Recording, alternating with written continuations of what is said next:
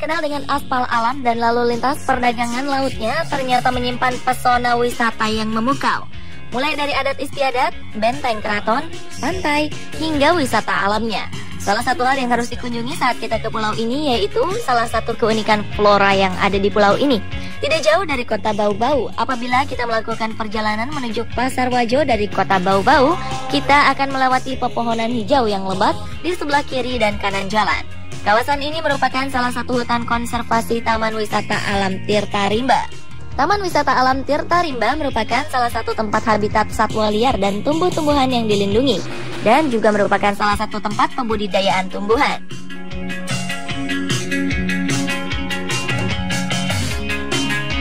Potensi yang dimiliki hutan wisata ini cukuplah unik. Salah satunya yaitu pohon loreng.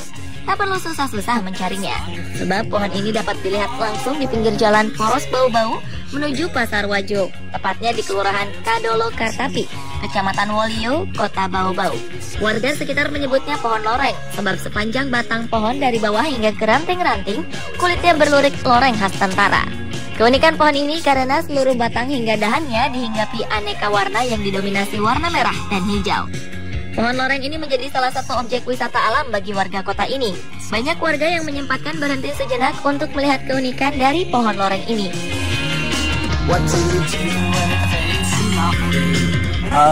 Iya, masyarakat umumnya yang lewat sini pada singgah, ngambil gambar. Sekedar ini saja kayak berfoto karena merasa unik. Nggak ada di tempat lain untuk di kota Bau-Bau.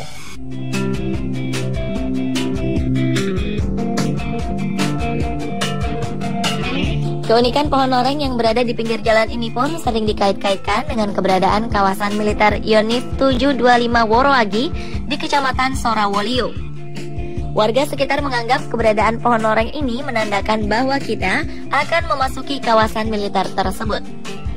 Keberadaan militer Yonif 725 ini memang tidak begitu jauh dari tempat pohon loreng ini berada.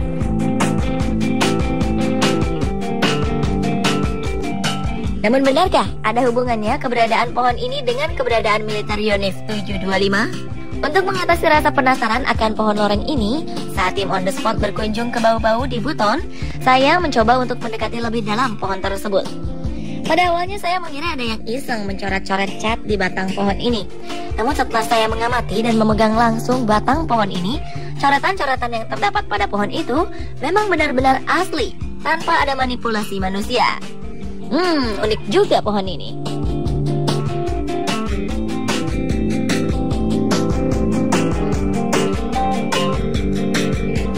Nama pohonnya itu leda. Nama dagangnya leda, nama latinnya itu Eucalyptus degusta. Masyarakat di sini menyebutnya itu kayu loreng.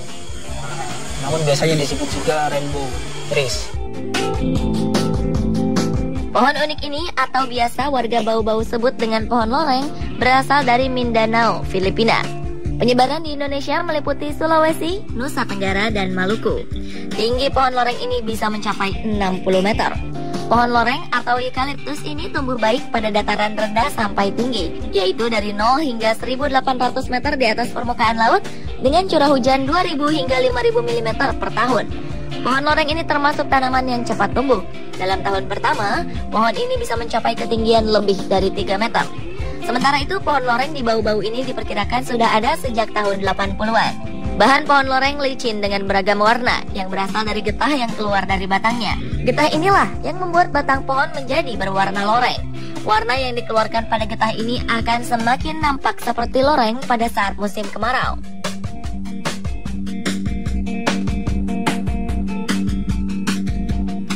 Sayangnya saya datang pada saat musim peralihan, sehingga kurang nampak terlihat loreng pada pohon ini. Batang pohon loreng ini dimanfaatkan untuk gulungan kabel dan plywood, sedangkan untuk daunnya yang berbentuk oval dimanfaatkan untuk pembuatan minyak asiri yang digunakan untuk kosmetik. Pemerintah Kota Bau-Bau telah mencoba membudidayakan pohon ini di hutan kota sebanyak 4.000 buah.